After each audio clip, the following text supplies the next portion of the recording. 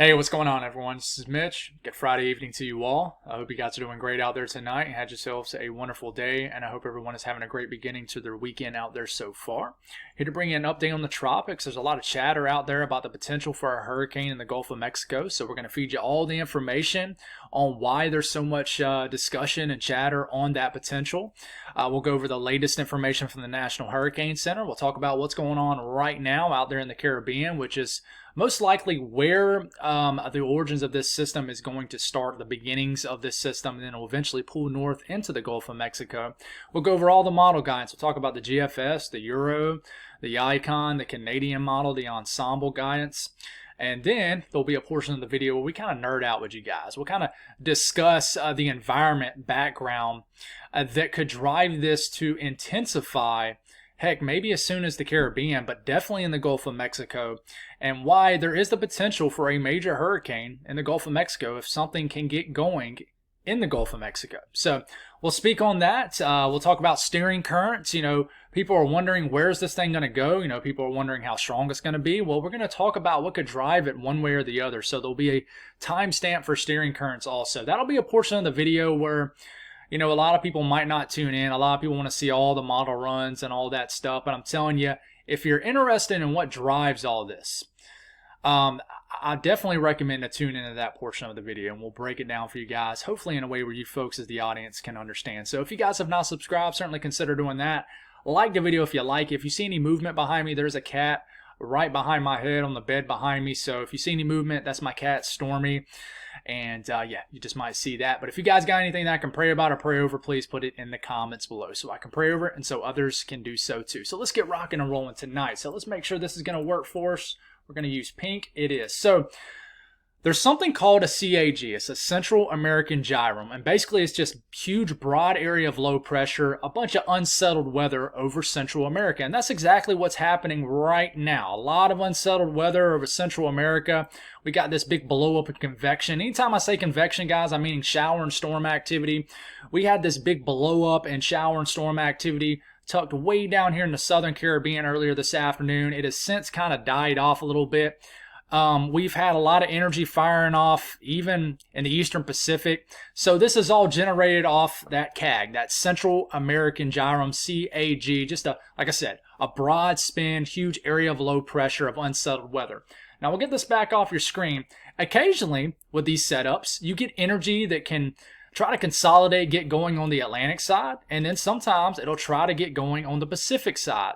The side that we are watching, obviously, is the Atlantic side. So eventually, we're going to watch some energy that'll try to come together somewhere into here over the next several days. And eventually, it will try to drift into the Gulf of Mexico, whether it's over there, over here, maybe even over here. So this is the area we are watching. Now, I know you're seeing this big blow up of color, and by the way, the reds, the blacks, the whites, this indicates colder cloud tops, which means we have taller updrafts and just more sustained convection, shower, and storm activity. And even though you're seeing this, you're thinking, well, this is well on its way right now. This is not going to be the area that develops. I think by the time we get into the tail end of this weekend into Monday, we're really going to start to see some kind of consolidation of energy into this area. Okay, so we'll have to see if that actually is what happens once we make a video, say Sunday evening, Monday morning. So it'll be a weekend jam-packed of videos too, guys. We're going to continue to pump out these updates. So this is the area we are watching. Okay, not the main development region, not off the coast of the southeast. This is the area we're watching. I want to quickly note the next name is Helene, the H name. I know that in the beginning of this week we had a system off the coast of the Carolinas. We thought it was going to produce a name. It did not. It stayed at a PTC, which stands for Potential Tropical Cyclone. Never had a defined low-level circulation for them to dub it a name. Now, it brought tropical storm force impacts. Ask my folks here in North Carolina. They got over a foot of rain, gusty winds, and just a lot of flooding. So I do want to just, throw that out there. Helene is the next name still, and then Isaac is next after that. Okay? This could become Helene or it could become Isaac, but this will most likely become Helene if it does form. Right now, this has a 50% chance to develop sometime in the next 7 days. When I say a chance to develop, the National Hurricane Center says that means into a tropical depression, maybe even a PTC, potential tropical cyclone, or either a named storm, a tropical storm, which would be Tropical Storm Helene.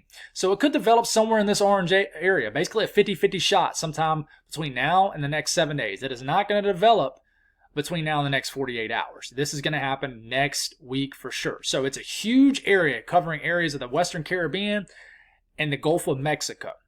Okay, so this could bump up to a 60% chance sometime tonight, maybe tomorrow, but it's not going to change any of the information that I'm about to feed you guys in this video. So let's go over the latest GFS from 18Z. It's still actually in the process of running, so this is, this is fresh information for us. Okay, so we're going to start all these models for Monday morning, September the 23rd.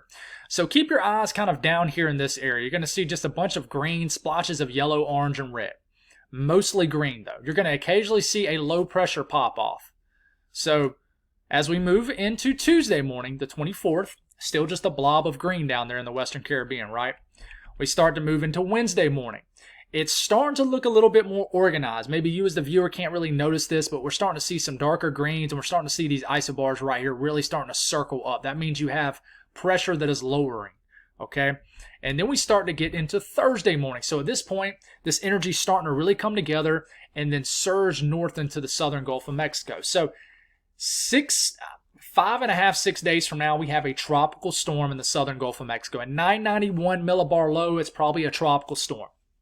Okay, this continues to just kind of very slowly drift north, and by the time we get into Friday morning, it goes from what, a 993 millibar low to a 977. So that's a pretty moderate to almost rapid pace of intensification. So in the GFS, the latest one, 6.5 days from now, next Friday morning, we have a Category 2 hurricane in the middle of the Gulf of Mexico heading north. Okay, we take this all the way to around literally a week from right now.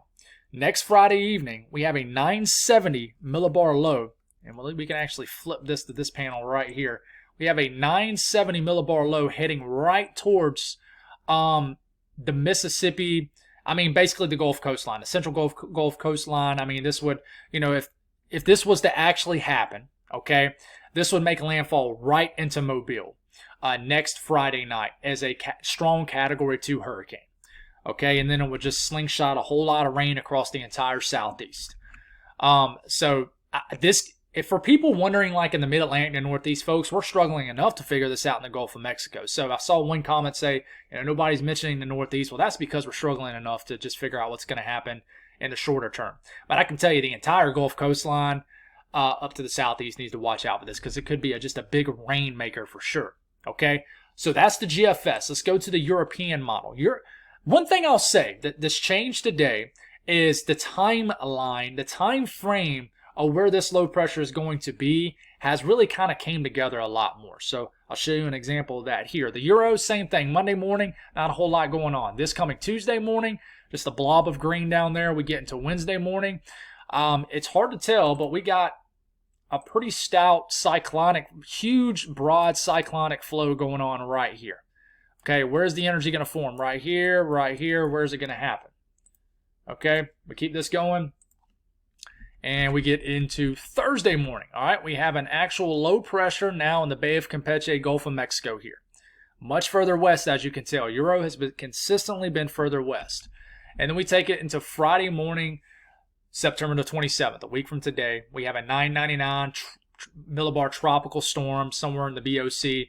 Anytime I say BOC, I'm meaning Bay of Campeche. I had a funny comment saying, it's crazy the amount of time I'm saying Bay of Campeche. I just don't want to confuse anybody when I say BOC, but that is a kind of a short acronym for the Bay of Campeche. But we get into Saturday morning, okay? By Saturday morning on the GFS, this has already made landfall as a Category 2 hurricane. On the Euro, it's just a huge, broad tropical storm getting ate up by dry air, but it does try to strengthen and then make landfall into more so Gulfport and Mobile sometime next weekend as a 991 tropical storm. Not near as strong, but it would still throw a lot of impacts across the southeast the last few days of September. Now, what about the Euro AI model, which, by the way, kind of a new model on the block. It's done pretty well. Same thing Monday morning, big blob of green down there. It really wants to consolidate some sort of energy pretty early on. So Wednesday morning, we already have it 1,001 millibar low. I would argue that's close to tropical storm status. And then we start to get into Thursday morning. We have a tropical storm pretty much right where the GFS has it. 993, it's a little bit slower with it than the GFS, 993 millibar low. And then it deepens it all the way to a 977. So pretty rapid pace of intensification, just like the GFS. And so we have about a Category 2 hurricane just about, kind of a low-end Cat 2, high-end Category 1, heading right towards the Panhandle of Florida Friday morning. And then it does make that landfall. Let's see if we can jump to the southeast panel here. It does make that landfall sometime next Friday as a Category 1 or 2 hurricane. Okay, throwing a ton of moisture. I'm gonna show you why it shows so much green up here away from the system. Okay, here in a second. It makes a landfall sometime next Friday. What about the Icon model? Icon from earlier this afternoon, huge broad spin already showing up. You can quite literally see it spinning down here. We get into Wednesday morning. This is heading back off the Yucatan Peninsula. We take it into Thursday. We have a tropical storm, 997, much weaker storm, a lot of dry air eating up the western side of this system. I'm going to talk about why it does that here in a second. I got you. And then it makes a landfall just as a tropical storm into the Panhandle of Florida sometime next Thursday evening. Quicker storm, weaker storm. Okay, what about the Canadian model? Okay, Canadian has been showing something for a long time. So if this ends up becoming a hurricane and hitting the Gulf coastline, you got to tip your hat to the Canadian because it's been showing it for a while. But Canadian, we get into next Tuesday evening, 996 millibar low. We take it into next Thursday morning. This gets us much further west into the Gulf of Mexico. 983, Category 1 or 2 hurricane. Spins us around, gets it trapped. 976, it literally just hangs out in the same area of the Gulf. And then finally gets it going and then makes landfall as about a Category 2, lost my voice, about a Category 2 hurricane next Saturday evening. Okay, much further west compared to all the other model guides. You can tell it just latches onto a completely different steering scenario here. Now, this panel is really for all the people, and I've seen it in the comments, I see it on social media. You know I like to poke fun just a little bit because I try to do a personal feel with this channel. This is for all the people tuning in. They're just saying, Mitch, just tell us where this is going to go. Or the comments that say, what else did they say? They're like, so what you're saying is you don't know what's going to happen. No, I don't know what's going to happen. If I knew exactly what was going to happen, guys, I'd be a millionaire because I could predict the weather in the future. I'd be able to save millions of lives. I would look like a genius. I mean, I would be, right? It would be some type of superpower. So I think people get the wrong idea of what a meteorologist is sometimes. I think they literally think that I think sometimes people literally think that a meteorologist can actually make weather happen. Pretty wild stuff. If that was the case, I would make it snow in South Carolina where I live all the time. But anyways, so this is for you people that are tuning in. And by the way, God bless you. I love you to death. But here's a great scenario. So this is what we call the European ensemble. Makes up 51 runs. Creates a mean force, but in this case, it doesn't really create the mean. It just throws all the members, all the scenarios out of the 51 runs on an output force. So you're going to see a bunch of scraggly lines with L's leading it down here.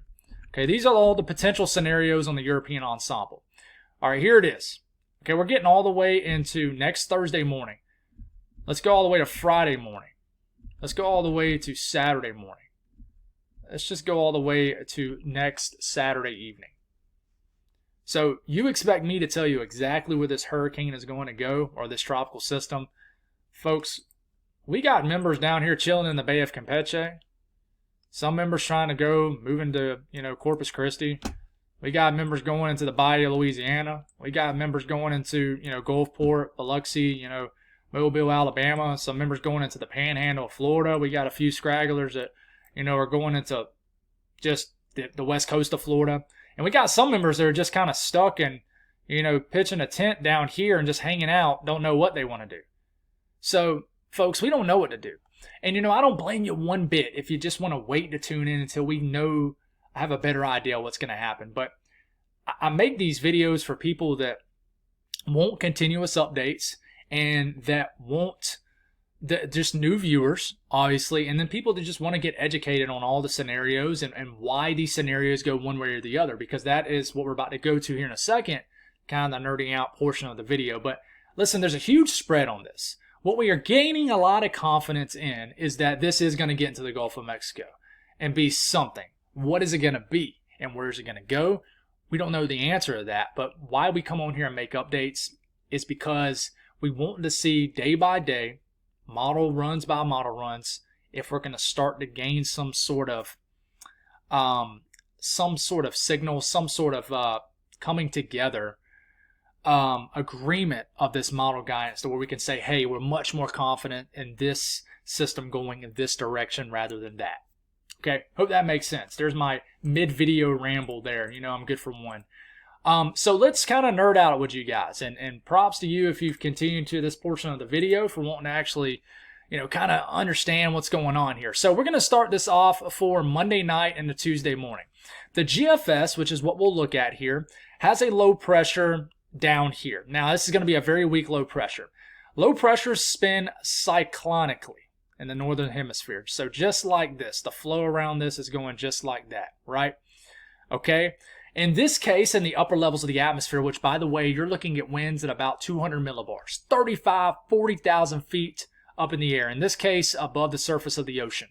Okay. If you notice these little lines here and how there's like arrows, and, you know, make sure you have your video on 1080. These videos do produce in 1080. So if you have it in like 480, 720, there is an option at the bottom of your screen to change the resolution because it's going to be kind of hard to see. But there's lines right here and there's arrows kind of embedded in the lines. So what you'll notice is above the storm, in the upper levels of the storm, like literally above where it's spinning cyclonically like this. In this case, sometime early next week, the winds will actually be going in the other direction, anti-cyclonically, just like this.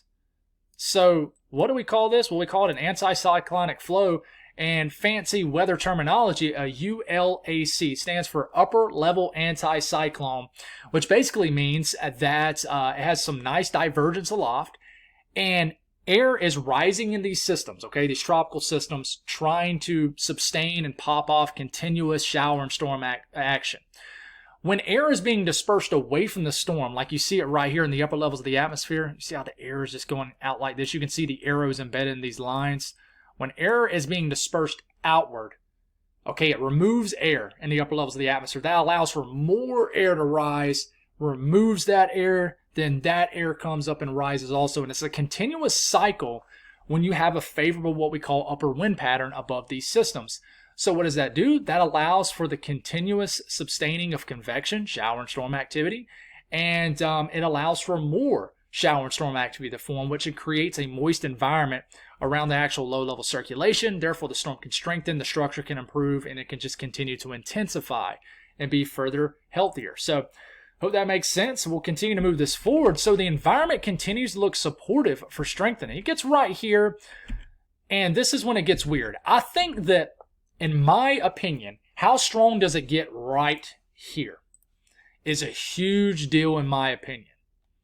Okay, you know, this could drift over here too. Okay, how strong does it get right into here in this first circled area? That's a big question, because if it's still weak, sheared out, not well put together, then I think it might struggle. Okay, the system is still getting a lot of air pushed out away from it. In fact, it has this huge outflow channel doing like this, but it's getting kind of weird over here, okay? The flow is getting really close to the system at this point, but still one heck of an outflow being dispersed outward to the north, northeast, east, southeast, and southern side of this system. So it's still living and breathing well and living its best life out here. Now we get it right here. I think we have a low shear environment right in here, but I think this system is still not going to be able to rapidly intensify if something like this happens. And the one reason I say that is because you see the lines right here with the arrows kind of pointing right towards it. I think the system will start to encounter some shear on the western side of the system if it is indeed a 977 millibar low next Friday morning in the northern Gulf of Mexico. But still right in here, a lot of air being pushed out away from the system. This tells me that if we do get a tropical system in the Gulf of Mexico, I think that the east side and northeast side will be the most potent, which is not good news if it takes this route, because it would shove a lot of water up against the Big Bend, and just there's no point in getting super specific, right? But air is being in the upper levels getting pushed against this system. This will create a little bit of shear, okay? And I think that's why this kind of, begins to actually weaken right before making landfall here. So if we're looking at precipitation, so this is moisture in the mid-levels of the atmosphere. This thing early next week is embedded in a huge area of moist air. That is because the upper wind pattern supports plenty of shower and storm activity to continue to fire. Okay, this thing gets together right here. So right here, there's a pretty stout moist bubble around the actual low-level circulation. But look at this huge plume of moisture right into here on the eastern side of this system. That is because there's a lot of disbursement of air in the upper levels of the atmosphere going like this. So this is allowing for more shower and storm activity, just more intense, and a more intense east side of the system to be there. Okay, now if you look over here, you're not seeing as much green. Okay, in fact, you're getting some of that brown in there, indicating some dry air. Okay, now we keep this in motion. This is still able to fully wrap moist air around the system on this GFS. But look at this huge, look at this huge blast of dry air coming up on this system right here. Okay, kind of reminds me of the Francine situation. Does the dry air catch up and get wrapped into the cyclonic flow of the system? Big question here, right? Let's actually get a little bit closer. So here it is. Here's a closer look. Define low-level circulation down here, but watch right the last second. Dry air starts to get wrapped in. But if you look really closely, the actual low-level circulation is still cocooned with a lot of moist air. So even though there's some dry air starting to get wrapped into the circulation, it's not really affecting the system yet. So you would need that dry air. There's been some chatter about, ain't there going to be a lot of dry air in the Gulf of Mexico? Where there could be. Like right here, it looks like dry air is actually affecting the storm more down here. It's dry air really close to the low-level circulation. But then it's able to strengthen right here, cocoon itself. And this is what I'm talking about. I think the Southeast really needs to watch out around this time next week, because you're going to get this huge funnel of moisture across Florida and then slung all the way into the Southeast. I want to watch this. This could become a big storyline for the Southeast, even though, say, a scenario like this happens off the GFS, where it makes a landfall somewhere along the central Gulf coastline. A lot of moisture gets slung off the eastern side of the system, I really think, regardless, because of a huge outflow channel, basically dispersing air outward towards the eastern side of this storm. Okay? So, hope that makes sense. The next difficult thing to explain, but I think just as important, in fact, more important, is steering currents. Let's move this to black. So, the blue area on your screen, this is a low pressure. The salmon kind of orange color right here, this is high pressure. Okay, flow around low pressure is going to go like this. Okay, just like our low pressure right down here. And by the way, this one that I'm drawing around right now would be our tropical system that we want to watch. Not this. This is just kind of like a cutoff low. And here's an upper trough digging down. So remember, a flow around this trough is going to go like this. And this is ridging. Okay, so flow around this ridge is going to go just like this. So all this is acting to try to steer our system down here. Not this so much. This is way too far away. But what I want you to notice right off the dot is this is next Wednesday. There's already a channel to go right this way. So why does the GFS right off the dot take this right towards Mobile? Well, it's because you got two different steering currents working in tandem. If these stay in place, okay, if these stay in place, to really pick this up and sling it right across the Gulf of Mexico into the central Gulf coastline. All right, so let's get this back in motion. Let's keep this going. Here it comes. And, you know, the pattern largely remains the same. The only thing that's different here is it looks like we're losing our trough way up here. So that trough kind of extends this way now, kind of back to the north. But there's still a flow around this ridge going like this. So at this point, our low, which would be Helene most likely, is starting to feel the pull around this ridge. So I think that mixed with the fact that it feels the pull around this ridge. And then another thing that I think is influencing the track of this just as much is the system is strengthening. A stronger system wants to gain latitude. So this naturally is just going to want to head north because it's getting stronger. Okay? But if it does feel a flow around this ridge, it would head north faster. Okay, but this naturally just want to go north. And I mean, you think about it, there's just a wide open weakness right here for this thing to just continue to go this way. There's nothing stopping it, nothing whatsoever. Unless this ridge was kind of built over this area, then it would push, you know, future Helene this way, but it's not. Okay, so we keep going here. Easy path for this just to go straight north, beeline north, right into the Gulf coastline. Nothing stopping it. Why does, say, let's see the euro. Why does the euro kind of do what it does? Okay, first off, the euro is much weaker. There it is. Kind of, first off, the low pressure is probably just somewhere in here.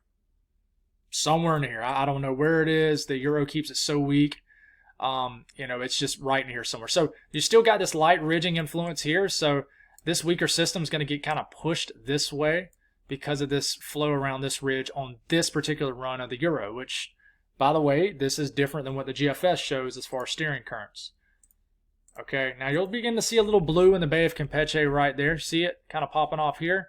So still not much pulling anywhere.